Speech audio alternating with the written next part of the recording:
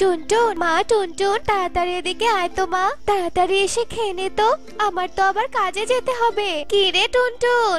এই তো মা, আমি চলে এসেছি। আর মা, তুমি সব সময় আমাকে নিয়ে তো চিন্তা করো কেন বলো তো? তুমি তো আমার জন্য খাবার ঢেকে রেখে কাজে চলে যেতে পারতে মা। আচ্ছা যাই হোক মা, তুমি খেয়েছো? চলো না মা, আমরা একসাথে খেয়ে নেই। এরপর টুনটুন আর টুনি মিলে খাবার খায়, আর খাওয়া শেষ করে টুনি কাজে চলে যায়। এভাবেই দুই মামের দিন ভালোই কাটছিল।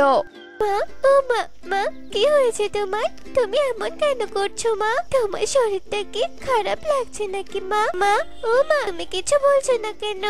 মারে, হঠাৎ করে কেমন জানি মাথাটা বড্ড ব্যথা করছে রে মা, তাই মালকিনকে বলে তাড়াতাড়ি একটু বাড়িতে চলে এলাম। সে কি কথা মা?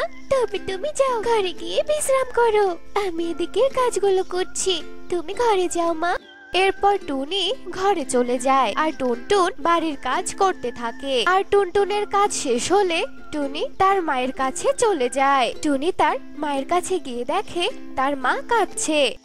কি মা, তোমার গায়ে তো ভীষণ জ্বর, এখন কি হবে মা? এখন তো অনেক রাত হয়ে গেছে, এখন আমি ডাক্তারের কাছে যাবো বা কি করে বলো মা? আমি বরং মায়ের মাথায় একটু জল পড়তে দিয়ে দিই, তাতে যদি মায়ের একটু জ্বর কমে যায়। এরপর টুনটুন জলপট্টি নিয়ে আসে আর টুনির মাথায় জলপট্টি দিয়ে দেয়। আর টুনির সেবা করতে করতে রাত কেটে ভোর হয়ে যায়। মায়ের কিছুটা জ্বর কমলেও তো মা এখনো সুস্থ হয়নি, আর এমন অসুস্থ শরীর নিয়ে তো মা কিছুতেই কাজে যেতে পারবে না এখন। তাই মা যতদিন না সুস্থ হচ্ছে ততদিন আমাকেই সংসার চালানোর একটা ব্যবস্থা করতে হবে। এসব কথা ভেবে টুনটুন সুখী পায়রার বাড়িতে যায় আর টুনির অসুস্থতার ব্যাপারে সব কথা সুখী পায়রাকে খুলে বলে। মালকিন, আপনি তো সবই শুনলেন, মা তো আর এই অবস্থায় কাজ করতে পারবে না, তাই বলছিলাম কি মালকিন, একদিন না হয় আমি মায়ের বদলে কাজ করি। না বাপু, তা হবে না, তুই অত ছোট একটা মেয়ে, তুই কি কাজ করবি? আমি অন্য কোনো কাজের লোক খুঁজে নিব। নে তোর মায়ের এ মাসের কাজের টাকা, আর তোর মাকে বলে দিস তোর মাকেও আর কাজে আসতে হবে না। এ কথা বলে সুখী পায়রা টুনটুনকে তাড়িয়ে দেয় আর টুনটুন অসহায় হয়ে বাড়িতে ফিরে আসে। এবার আমি কি করব? সুখী মাসি তো আর আমার মাকে কাজে রাখবে না, আর এদিকে তো মাও অসুস্থ, আর হাতে যা টাকা আছে তা দিয়েই না হয় আমি আমার মায়ের জন্য খাবার আর ওষুধ কিনবো, আর তারপর না হয় আমি একটা কাজ করে খাবারের ব্যবস্থা করব। এরপর টুনটুন তার ভাবনা মতোই কাজ করে। টুনটুন বাজার থেকে ঔষধ আর খাবার নিয়ে আসে আর টুনিকে খাওয়ায়। এভাবেই সময় কেটে যেতে থাকে। মা তো কিছুতেই সুস্থ হচ্ছে না, আর আমার কাছে যে কটা টাকা ছিল তাও তো ফুরিয়ে গেছে। এবার কি হবে? আমাকে তো কেউ কাজ দিচ্ছে না, আর আমি এমন হতভাগ্য মেয়ে যে মায়ের এমন অসুস্থতায় না পারছি মাকে ঠিক মতো খাওয়াতে, আর না পারছি ঠিক মতো মায়ের চিকিৎসা করতে। না, আর এভাবে চুপ করে বসে থাকবো না আমি, এবার না হয় শেষ চেষ্টা একবার করে দেখি। এরপর টুনটুন আবারও কাজ খুঁজতে বেরিয়ে পড়ে আর সবার ঘরে ঘরে গিয়ে কাজ চাইতে থাকে। কাকুলি মাসি, ও কাকুলি মাসি, তোমার তো এত বড় একটা হোটেল, এখানে তো প্রতিদিন কত কাজ পড়ে থাকে, তুমি আমাকে একটা কাজ দাও না কাকুলি মাসি? আমাকে না হয় বাসন মাজার কাজটাই দাও, ঘরে যে আমার অসুস্থ মা পড়ে আছে, মাকে নিয়ে যে আমি বড্ড বিপদে আছি গো। দেখ টুনটুন, তোর মা অসুস্থ, এই জন্য তোকে খাবার দিচ্ছি, তোর মাকে নিয়ে গিয়ে খাওয়াই, কিন্তু আমি তোকে কোনো কাজ দিতে পারবো না, বুঝেছিস? তুই যা এখন এখান থেকে যা। এরপর কাকলি টুনটুনের হাতে কিছু খাবার তুলে দিয়ে টুনটুনকে হোটেল থেকে বিদায় করে দেয়। কিন্তু টুনটুন হাল না ছেড়ে কাজ খুঁজতেই থাকে, কিন্তু কোথাও কোনো কাজ খুঁজে পায় না। অবশেষে টুনটুন শুকনো মুখেই বাড়িতে চলে আসে।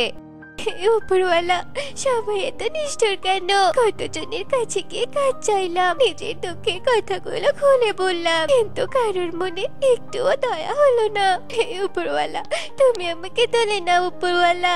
টুনটুন যখন এসব কথা বলে কাঁদছিল তখন সে দেখতে পায় টুনি ঠান্ডায় ভীষণ কাঁপছে।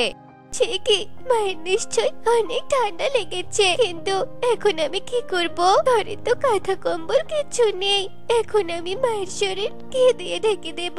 আর আমি মায়ের এতটাই হতভাগ্য সন্তান যে আমি এখনো একটা কাজই ঠিক করতে পারলাম না। কিন্তু এখন আমি উপার্জন করব কি করে? আর মায়ের জন্য কাঁথা কম্বলই বা কিনবো কি করে?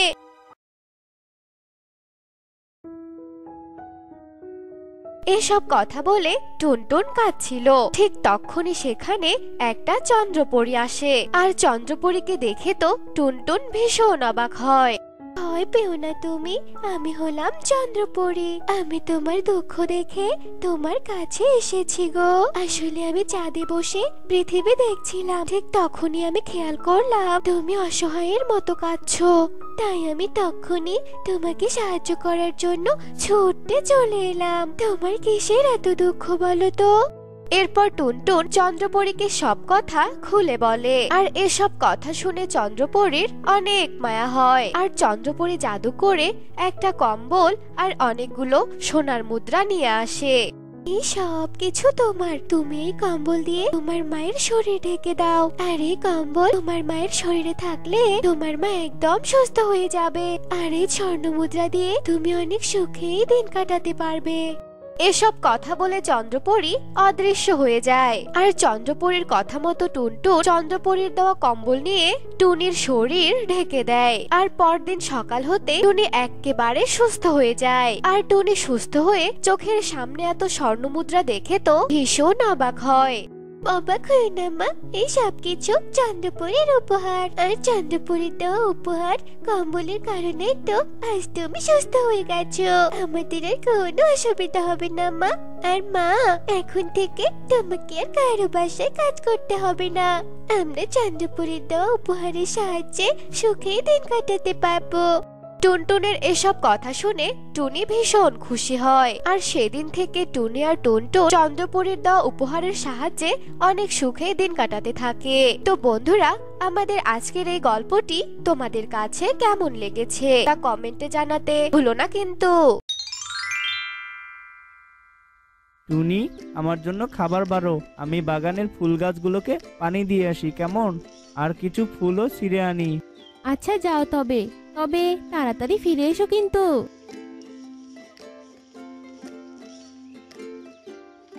ফুলের গাছগুলোতে পানি দেওয়া শেষ। এবার তাজা তাজা কয়েকটা গোলাপ ফুল ছিঁড়ে আনি। ইদানিং দেখছি বাজারে গোলাপ ফুলের খুবই কদর বেড়েছে।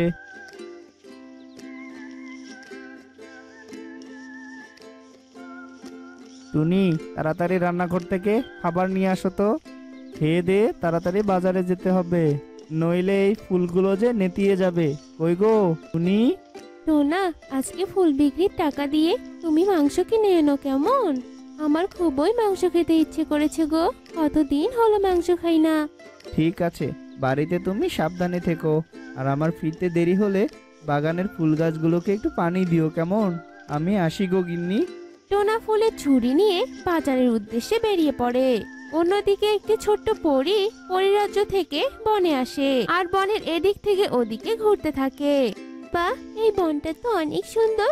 আমার দেখা সব বনের চেয়ে এটা তো অনেক সুন্দর। মাকে না বলে এই বনে এসেছি। বন ঘোরা শেষে রাজ্যে ফিরে মাকে বলে এই বনে থাকার জন্য ব্যবস্থা করে নিব। আরে বাহ, সামনে কি সুন্দর ফুলের বাগান দেখা যাচ্ছে। যাই যাই, বাগানে গিয়ে ফুলের সুবাস নিয়ে আসি। পরীকন্যা সামনের দিকে চলতে থাকে। অন্যদিকে ভৈরবী মাতা বাগানে প্রবেশ করে বলতে থাকে, এই ফুলের বাগানটা বেশ নিরিবিলি, শরীরটা খুবই ক্লান্ত লাগছে। এই বাগানে একটু শুয়ে বিশ্রাম নেই। বনের পাখিদের সমস্যার কথা শুনতে শুনতে আমার এই সমস্যা দেখা দিচ্ছে। ভৈরবী বাগানের ভিতর ঘাসের উপরে শুয়ে থাকে, আর পরীকন্যা বাগানে ঢুকে ফুলের সুবাস নিতে থাকে। আরে, এদিকে থেকে তো ওদিকে আরো সুন্দর ফুল দেখা যাচ্ছে। যাই, ওই দিকটায় যাই।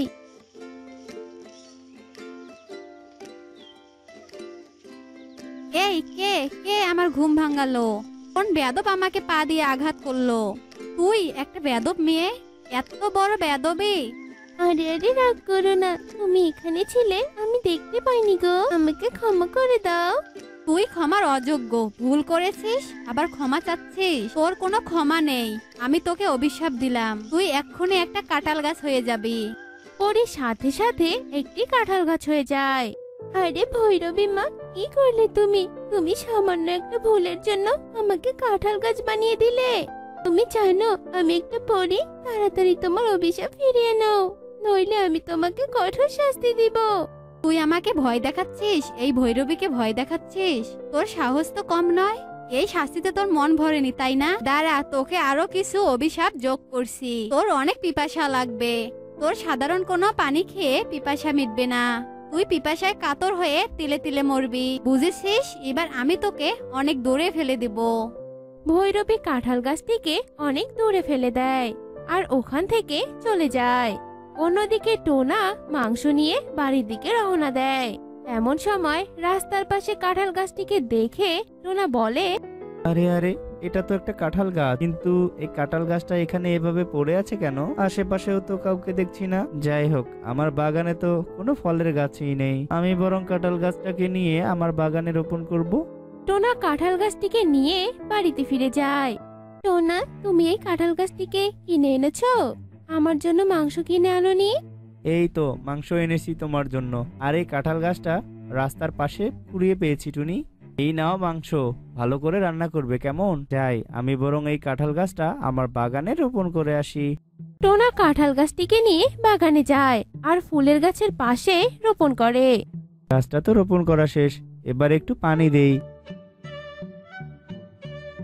উফ বাবা, আমার পিপাসায় গলাটা শুকিয়ে গেছে, যন্ত্রণা হচ্ছে ভীষণ। এই পাখির কাছে সাহায্য চাইলে রাক্ষস ভেবে যদি আমাকে কেটে ফেলে তাহলে তো আমি মরেই যাব।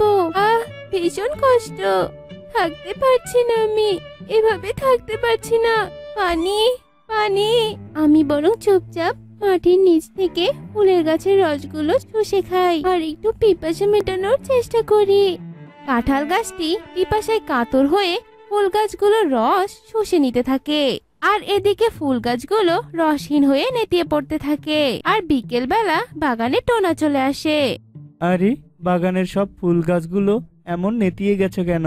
আজকে তো তেমন রোদও ওঠেনি, তাহলে কি হচ্ছে? না না, গাছগুলোর তো ক্ষতি হতে দেওয়া যাবে না, জলদি করে পানি দিতে হবে। টুনি, টুনি, এই তাড়াতাড়ি পানি নিয়ে আসো।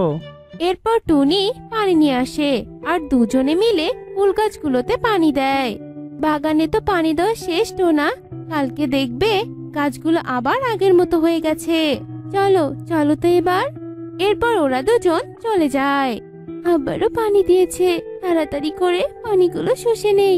এত পানি খাচ্ছি তাও পিপাসা মিটছে না কেন?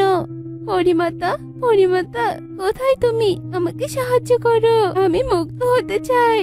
কাঁঠাল গাছ আবারও ফুলের গাছের সব পানি শুষে নেয় আর ফুল গাছগুলো পানির অভাবে মারা যায়। পরের দিন সকালবেলা হায় হায় রে, এ কি সর্বনাশ হয়ে গেল আমার! বাগানের সব ফুল গাছগুলো যে মরে গেছে, এবার আমার সংসার চালাবো কি করে আমি? টুনি, আমাদের জীবিকা নির্বাহের পথ যে বন্ধ হয়ে গেল গো। আমি বুঝতে পারছি না এসব আমাদের সাথে কি হচ্ছে। আচ্ছা, এগুলো কি কাঁঠাল গাছের কারণে হয়েছে? এই কাঁঠাল গাছ যবে থেকে বাগানে রোপণ করেছো তবে থেকে এরকম শুরু হয়েছে। এক্ষুনি অলক্ষী কাঁঠাল গাছকে কেটে ফেলো। কেটো না, কেটো না আমাকে, আমি মানছি আমার পিপাসার কারণে পানির অভাবে এরকম হয়েছে। তুমি দয়া করে আমাকে কেটো না। এ কি শুনছি আমি? কাঁঠাল গাছের পিপাসা? আর কাঁঠাল গাছ কথা বলতে পারে? এ গাছ তো নিশ্চয়ই রাক্ষসে গাছ। তোমরা ভয় পেও না, আমি হলাম পরী। আমাকে ভৈরবী মা অভিশাপ দিয়ে কাঁঠাল গাছ বানিয়েছে আর আমার মাঝে অনেক পিপাসা দিয়েছে। তোমরা আমাকে দয়া করে সাহায্য করো, আমার যে বড্ড পিপাসা পেয়েছে। পরী, আমরা তোমাকে কি করে মুক্ত করব? আমরা তো কোনো জাদু জানি না। আমরা তোমাকে পানি দিয়ে তোমার পিপাসা মেটাতে পারবো। এইসব সাধারণ পানিতে আমার পিপাসা মিটবে না।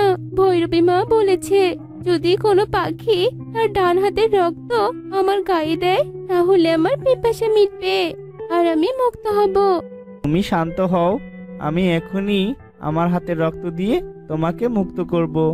টোনা তার ডান হাতের রক্ত কাঁঠাল গাছের গোড়ায় দেওয়ার সাথে সাথে পরী মুক্ত হয়। আহ, কি শান্তি, আমার পিপাসা একদম শেষ হয়ে গেছে। তোমাদের অনেক ধন্যবাদ, আমার কারণে তোমাদের ফুলের গাছ মারা গেছে, তাই আমি তোমাদের কিছু উপহার দিতে চাই। এই নাও, এখানে 1 হাঁড়ি সোনা। এই হাঁড়ির সোনা কখনোই শেষ হবে না। তোমাদের কোনো বিপদ হলে আমাকে স্মরণ করবে, কেমন?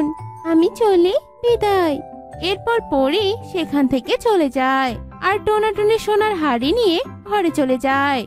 তো বন্ধুরা, আজকে আমাদের গল্পটি তোমাদের কাছে কেমন লেগেছে তা কমেন্টে জানাতে ভুলো না কিন্তু। মা, ও মা, আমি একটু বাহিরে খেলতে যাই গো। সারাদিন আমাকে বসে বসে বাসায় ভালোই লাগে না। বাহিরে যাবি তো যা, কিন্তু একটা কথা মনে রাখিস, তাড়াতাড়ি খেলে বাসায় ফিরে আসবি কিন্তু। আর শোন, একদমই কিন্তু দুষ্টুমি করবি না, কেমন? এরপর টুটুল বাহিরে চলে যায় আর বাহিরে গিয়ে এক ডাল থেকে অন্য ডালে মনের আনন্দে উড়ে বেড়াতে থাকে আর খেলতে থাকে। আর খেলতে খেলতে হঠাৎই তার সামনে এক দানবীয় ঈগল চলে আসে। ঈগলকে দেখে তো টুটুল ভীষণ ভয় পেয়ে যায়। এই, কে তুমি? আর তুমি এখানে এসেছো কেন? এক্ষুনি এখান থেকে চলে যাও বলছি। দেখতে পাচ্ছিস না আমি কে? আমি হলাম দানবীয় ঈগল, আর আমি তো এখানে এসেছি তোকে খাওয়ার জন্য, কারণ আমার পেটে যে বড্ড ক্ষুধা। আমার তো রক্ত মাংস খাওয়া দরকার, আর আমি তো তোকে না খেয়ে এখান থেকে যাব না, তাই অযথা আমাকে আর যেতে বলিস না।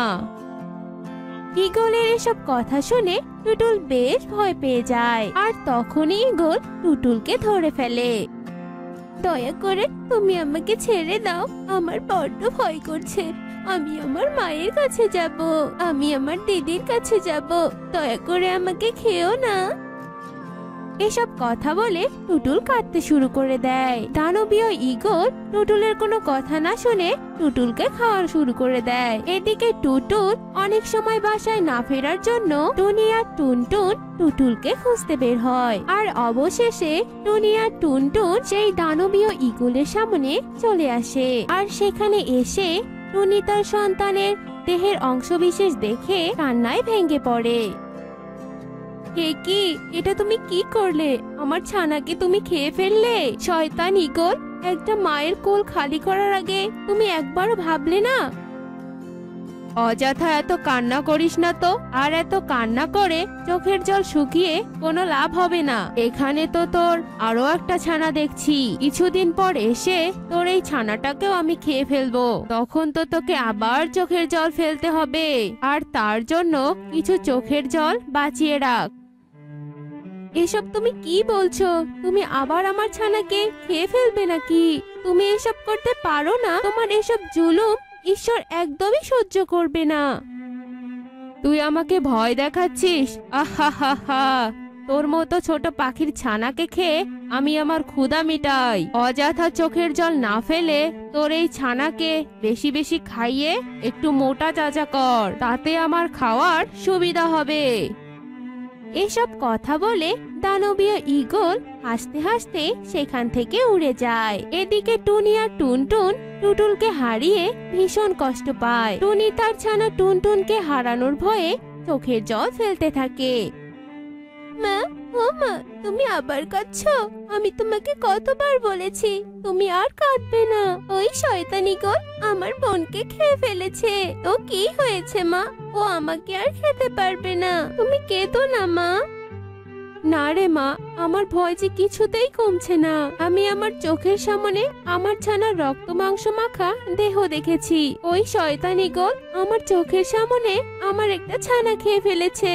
হয়তো কদিন পরও এসে আবার আমার সামনে ওকেও খেয়ে ফেলবে রে মা। আর তখন আমার কিছুই করার থাকবে না। তখন অসহায় হয়ে ছানার মৃত্যু দেখতে হবে। তাই চোখের জল ফেলা ছাড়া আর কি করব রে মা?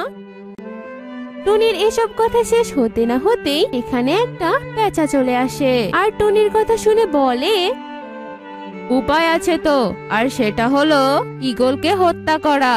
আর ঈগলকে হত্যা করতে পারলেই তোমার ছানার পাশাপাশি অন্য পাখির ছানাগুলোও বেঁচে যাবে। কে তুমি? আর তুমি কোথা থেকে এলে? আর এই ঈগলকে হত্যা করার উপায় বা কি করে পেলে?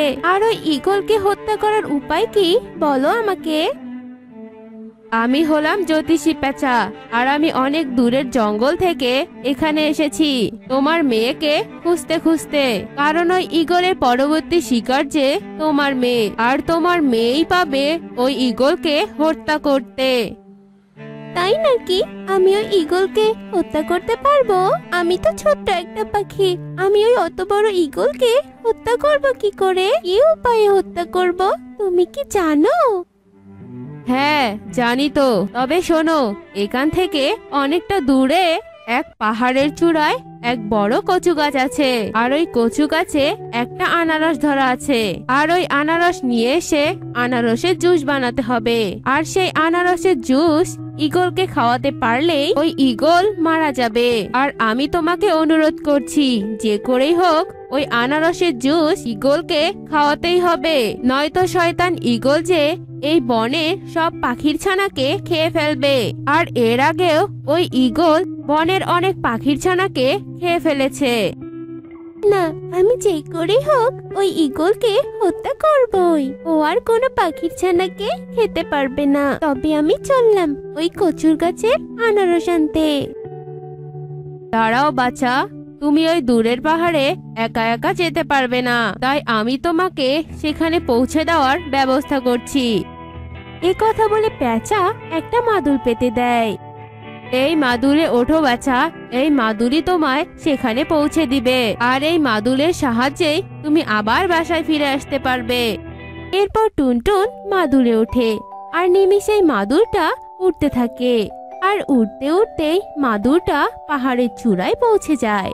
ও মা, সত্যি তো এখানে কচু গাছে আনারস ধরা। কি অবাক কাণ্ড! কচু গাছে আনারস ধরেছে।